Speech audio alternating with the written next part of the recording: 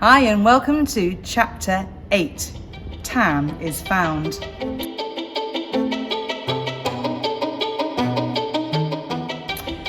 It was 9:30 and with nothing mysterious occurring with the magic lantern, the boys all agreed that the best course of action was to go about their usual business of selling newspapers and running messages, taking whatever opportunities they could to talk to the other messenger boys and newsboys across the city.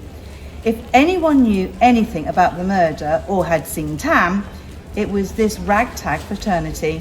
Between them, they knew everything that was going on in the city. They had eyes and ears on every street corner. Sandy went with James and Bobby. They would meet back with the others later at the Panopticon.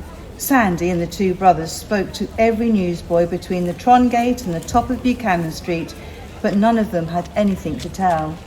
Then Jamie picked up a bundle of newspapers for his afternoon shift and they headed back to his pitch at the corner of Trongate and King Street so that he could sell them. It was lunchtime by the time they got there and the street was a sea of people. There was a particularly large crowd outside the Panopticon. At first they thought nothing of it. Crowds were usually seen cramming forward to get to the various entertainments on view. But when Jamie was suddenly flooded with a rush of customers clamouring for newspapers and jabbering about another body being found... Body? Body? What body? Where? Jamie asked as he handed out newspapers and pocketed pennies. In there, the man said as he snatched a paper and pointed at the Panopticon. They found a body in the zoo, and it looks like it could be the same murderer as killed that old woman in the West End. Jamie, Bobby and Sandy gawped at each other. Sandy grabbed a paper and started scanning the pages. None of the headlines mentioned another body being found. The children made their way up the lane and entered the Panopticon through the side door, instantly caught in the crowd of paying customers who were on their way down to the basement zoo for a gawp at the corpse. They were carried along with the mob through to where the new bear cage was being built. Harry, the zookeeper, stepped out of the crowd and grabbed Jamie and Bobby, pulling them to the side and away from the fray.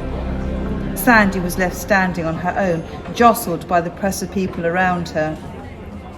A few moments later, she heard Bobby cry out.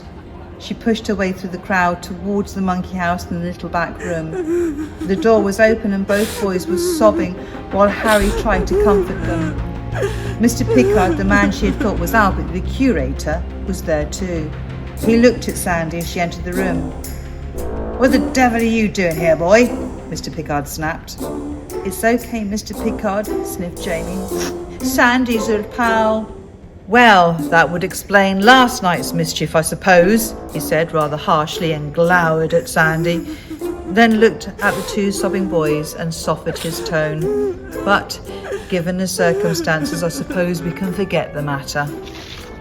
"What's happened?" asked Sandy. "It seems that young Tam was murdered. Workmen discovered his body this morning." On hearing these words, both brothers wailed and buried their faces and their sobs in the young zookeeper's chest. Harry consoled them as best he could. "I think you best take the boys home to their mother," Mr. Pickard said softly. "She'll no doubt want her sons with her at this terrible time. And you, boy, you can wait here, I suppose, unless of course you have elsewhere to go," he added as he passed Sandy on the way out the door. Sandy didn't know what to say to her two new friends as they were led away by Harry. She sat on her own in the little room, staring at the oil lamps' flames as they flickered behind the soot-blackened funnels. She didn't have long to wait before the boys returned. She began to explain what had happened, then realised she needn't have bothered. Their glum faces told her that they already knew. Word had already spread via the newsboys of the dreadful discovery in the Panopticon Zoo. And that's where we're going to leave them in Chapter 8.